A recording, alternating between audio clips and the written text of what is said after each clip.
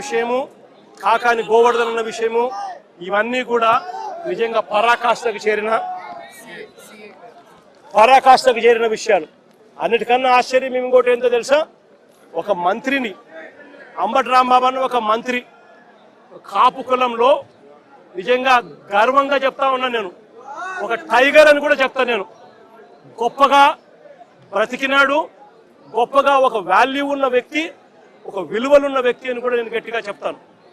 అలాంటి వ్యక్తిని ఆశ్చర్యం కలిగించే విషయం ఏంటంటే, తప్పుడు కేసులో ఇల్లీగల్గా ఆయన్ని అరెస్ట్ చేయడమే కాకుండా స్టేషన్లో ఈ నల్లపాడు సిఐ వంశీ అట, పట్టాభిపురం సిఐ ఇంకొకడు వెంకటేశ్వర్లు అంట, వీళ్ళు అంబటి రాంబాబు అన్నను ఫిజికల్గా కొట్టడం జరిగింది. ఫిజికల్గా ఒక మంత్రిని కొట్టడం, అబ్యూస్ చేయడం. నిజంగా ఏం ప్రజాస్వామ్యంలో ఉన్నామా లేదా అని ఆలోచన చేయమని అడుగుతా ఉన్నా నేను. ఎల్లకాలం ఈ ప్రభుత్వం ఉండదు. దాదాపుగా 200 మంది సిఐలు, ఎస్ఐలు, డిఎస్పీలు ఇటువంటి వాళ్ళు విఆర్లో ఉన్నారు. మీ ప్రభుత్వంలో మీరు వీళ్ళందరినీ కూడా పక్కన పెట్టిన పరిస్థితిలో వాళ్ళంతా ఉన్నారు. కేవలం మీకు సంబంధించిన వాళ్ళని కొంతమందిని మాత్రమే సిఐలుగా వేసుకున్నారు, కొంతమందిని మాత్రమే మీకు సంబంధించిన వాళ్ళని డిఎస్పీలను వేసుకున్నారు, డిఐజీలను మీ వాళ్ళని వేసుకున్నారు. ఎస్పీలు గత్యంతరం లేక మీకు ఊడిగం కాస్తా ఉన్నారు. బీహార్లో ఏం జరుగుతా ఉందో నాకు తెలియదు, కానీ ఇక్కడ జంగల్ రాజును మీరు సృష్టించి నడిపిస్తా ఉన్నారు. కానీ నేను అందరికీ కూడా ఒకటే చెప్తా ఉన్నా, ఎల్లకాలం ఇదే మాదిరిగానే జరగదు. 2 ఏళ్ళు కన్ను మూసుకుంటే అయిపోయింది, మరో 3 ఏళ్ళు కూడా కన్ను మూసుకుని కన్ను తెరిచేసరికి మరో 3 ఏళ్ళు కూడా అయిపోతుంది. ఆ తర్వాత వచ్చేది మాత్రం మా ప్రభుత్వం అని చెప్పి కూడా ప్రతి ఒక్కరికి కూడా ఈ సందర్భంగా కూడా చెప్తా ఉన్నా.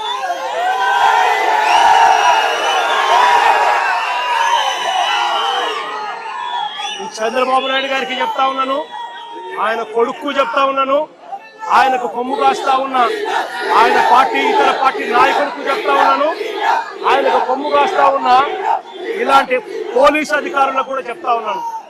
ఎల్లకాలం ఇలా అన్యాయం చేస్తా ఉంటే మాత్రం ఎప్పుడు కూడా దేవుడు చూస్తూ ఊరుకోవడానికి మాత్రం గుర్తుపెట్టుకోండి. ఖచ్చితంగా మీకు మొట్టికాయలు పడతాయి. రేపు పొద్దున మా ప్రభుత్వం వచ్చిన తర్వాత వీటి అన్నిటి మీద కూడా ఎంక్వైరీలు వేస్తాము, వడ్డీతో సహా చెల్లిస్తారు అని కూడా ఈ సందర్భంగా అందరికీ కూడా చెప్తా ఉన్నాం. అందరినీ కూడా బోన్లలో నిలబెడతాము, సాక్ష్యాలు ఆధారాలతో సహా యూనిఫామ్లు ఒక్కొక్కరికి కూడా ఇప్పించి వీళ్ళందరితో పాటు ఈ కాన్స్పిరసీలో భాగమైన ఇతర రాజకీయ నాయకులు ఎవరెవరైతే చేసినారో వాళ్ళందరినీ కూడా ఒక్కలో పెట్టి న్యాయం జరిగేట్టుగా వడ్డీతో సహా వీళ్ళంతా కూడా చెల్లించే పరిస్థితి కూడా వస్తుందని కూడా ఈ సందర్భంగా ప్రతి ఒక్కరికి కూడా హెచ్చరిస్తా ఉన్నా. జరుగుతూ ఉన్నది విషపూరిత విత్తనాలు నాటుతా ఉన్నారు. దయచేసి ఈ విషపూరిత విత్తనాలు నాటడం ఇప్పటికైనా ఆపండి. ఇది గన ఆపకపోతే గన రేపొద్దున ఈ విషపూరిత విత్తనాలు మీరొక్కరికే మీకు మాత్రమే వర్తిస్తాయని అనుకోవకండి. ఈ రోజు వైఎస్ఆర్సీపీకి సంబంధించిన ప్రతి గ్రామ స్థాయిలో కూడా ప్రతి కార్యకర్త కూడా దెబ్బతినున్నాడు, ప్రతి నాయకుడు దెబ్బతినున్నాడు. మీరు చేస్తా ఉన్న అన్యాయానికి వీళ్ళంతా కూడా దెబ్బతిని ఉన్నారు. వీళ్ళంతా రేపొద్దున మా ప్రభుత్వం వచ్చినప్పుడు వీళ్ళంతా కూడా మీ విషపూరిత విత్తనాలు ఆ రోజు పెద్ద చెట్లు అయినప్పుడు వీళ్ళు గన స్పందిస్తున్నప్పుడు మీకేం జరుగుతుంది అని కూడా ఆలోచన చేసుకోమని చెప్పి చంద్రబాబు నాయుడు గారిని గట్టిగా హెచ్చరిస్తా ఉన్నా. ఇప్పటికైనా బుద్ధి జ్ఞానం తెచ్చుకోండి, దేవుడంటే భయము భక్తి తెచ్చుకోండి. దేవుడంటే భయము భక్తితో బుద్ధి జ్ఞానంతో మంచి పరిపాలన ఇచ్చి ప్రజలకు మేలు చేసి వాళ్ళ గుండెల్లో స్థానం సంపాదించుకునే కార్యక్రమం చంద్రబాబు నాయుడు గారు చేయాలి. చేతనైతే సూపర్ 6లు, సూపర్ 7లు ఇటువంటి అన్ని కూడా అబద్ధాలు చెప్పకుండా, మోసం చేయకుండా ప్రజలకు మంచి చేసి ఇచ్చే కార్యక్రమం చేయండి. మీ పుణ్యాన అని చెప్పి నిర్వీర్యమైపోయిన స్కూళ్లను బాగు చేయండి. ఫీజు రీయింబర్స్మెంట్ బకాయిలు 8 క్వార్టర్లు పిల్లలకి ఇంతవరకు ఇలా పిల్లలు చదువులు మానేస్తా ఉన్నారు. వాళ్ళ పరిస్థితి గమనించి వాళ్ళ చదువులను ఆదుకునే కార్యక్రమం చేయండి. ఆరోగ్యశ్రీ హాస్పిటల్స్ మూసేస్తా ఉన్నారు. పేదవాడికి వైద్యం అందని పరిస్థితిలో పేదవాడు ఉన్నాడు. ఆ ఆరోగ్యశ్రీ నెట్వర్క్ హాస్పిటల్కి ఇవ్వాల్సిన బకాయిలు క్లియర్ చేసి ఆ నెట్వర్క్ హాస్పిటల్ నిలబెట్టి మళ్ళా పేదవాడికి ఉచితంగా వైద్యం అందించే కార్యక్రమం చేయండి. చేతనైతే ఆ 17 మెడికల్ కాలేజీలు మీ స్కాముల కోసం అమ్మకుండా ఆ 17 మెడికల్ కాలేజీలు పూర్తి చేసి పేదవాడికి, మధ్యతరగతి వాళ్లకు, ప్రజలకు మంచి చేసే కార్యక్రమం చేయండి. చేతనైతే రైతులకు గిట్టుబాటు ధరలు కల్పించే కార్యక్రమం చేయండి. చేతనైతే రైతులకు నువ్వు ఇస్తావన్నా, ఇప్పటికే అన్నదాత సుఖీభవ 40,000 ఇస్తానన్నావు, కేవలం 10,000 ఇచ్చావు, 30,000 ఎగరగొట్టావు. ఆ 30,000 ఇచ్చి రైతులకు గిట్టుబాటు ధరలు ఇచ్చే కార్యక్రమం కూడా ఖచ్చితంగా జరిగించే కార్యక్రమాలు కూడా వ్యవసాయాన్ని చక్కబెట్టి ఖచ్చితంగా జరిగించే కార్యక్రమం మీద ధ్యాస పెట్టండి. ఇవేమీ కూడా ధ్యాస లేదు, మన్ను లేదు, పాడు లేదు. చేసేదంతా కూడా అవన్నీ కూడా ఎట్లాగూ నిర్వీర్యం కాబట్టి, ఈయన చేసేటివన్నీ కూడా అబద్ధాలు, మోసాలే కాబట్టి చేసేదంతా ఇంకా ఏమిటి? ఎవరైనా ప్రశ్నిస్తే ప్రశ్నించిన వారి గొంతులు పట్టుకొని నలపడమే ఈయన చేసే పని. ఈయనకు వత్తాసు పలుకుతా ఉన్న కొంతమంది తొత్తులు లాంటి పోలీసులు, కొంతమంది తొత్తులు లాంటి అధికారులు ఈయనకు తోడుగా ఉండి నడిపిస్తా ఉన్న పని.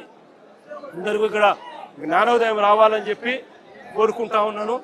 ఇలాంటివి జరిగితే మాత్రం చూస్తూ ఊరుకునే కార్యక్రమం ఖచ్చితంగా ఉండదు. ఖచ్చితంగా స్పందన కూడా ఉంటుందని కూడా ఈ సందర్భంగా ఖచ్చితంగా చెప్తా ఉన్నాము. ఇలాంటి ఘటనలు జరిగితే రేపొద్దున రాష్ట్ర వ్యాప్తంగా కూడా బంధు పిలుపులు కూడా ఇచ్చే కార్యక్రమాన్ని కూడా వెనకడుగు వేయము, ఇంకా అడుగులు వేగంగా కూడా పడతాయి. ఇలాంటివి కన్నా ఆగకపోతే మాత్రం చంద్రబాబు నాయుడు గారిని గట్టిగా వార్నింగ్ ఇస్తూ చెప్తా ఉన్నాము. ఇష్యూస్ పెద్ద అవుతాయి. ఢిల్లీ లెవెల్లో కూడా NHRCకి కూడా రిపోర్ట్ కూడా కంప్లైంట్ కూడా ఇచ్చే కార్యక్రమం చేస్తూ ఉన్నాము. కోర్టుల తలుపులు తడతాము. సుప్రీంకోర్టులలో కూడా జరుగుతూ ఉన్న అన్యాయం గురించి కూడా చెప్పే కార్యక్రమం చేస్తాము. అన్ని రకాలుగా పోరాటాలు జరుగుతూనే ఉంటాయి. వైఎస్ఆర్సీపీకి సంబంధించిన ప్రతి కార్యకర్త చంద్రబాబు నాయుడు గారు ఈ మాదిరిగా చేస్తే భయపడతారు అని చంద్రబాబు నాయుడు అనుకుంటే చంద్రబాబు నాయుడు గారు మూర్ఖుడు అని చెప్తా ఉన్నాను. బంతి ఎంత బలంగా నేలకేసి కొడితే బంతి అంత బలంగా 4 ఇంతల వేగంతో పైకి లేస్తుంది అన్నట్టుగా